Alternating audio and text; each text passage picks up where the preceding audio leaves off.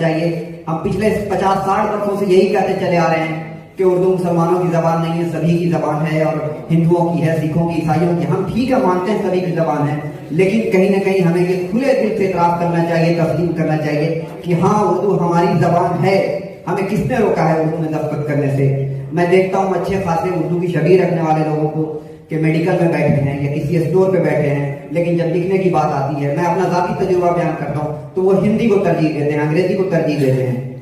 تو یہ ہماری کہیں نہ کہیں احساس کمتری ہے. ہمیں اس احساس کمتری سے باہر نکلنا ہوگا، اوپر اٹھنا ہوگا اور دیکھنا ہوگا ہر اپنے طور پہ ہم کیا کر سکتے ہیں. اردو کا نیا قاری ہم کیسے پیدا کریں گے، اس پہ توجہ دینی ہوگی. مشاعروں میں لاکھوں روپے لوگوں کو دیے جاتے ہیں اور کہتے ہیں کہ اردو مر رہی ہے، ختم ہو رہی ہے. تو ہمیں ان چیزوں سے باہر آنا ہوگا. ہمیں اردو کا نیا قاری یا بنیادی سطح پر اردو تعلیم کے لیے کوشش کرنی ہوگی، تبھی یہ اردو کی تحریک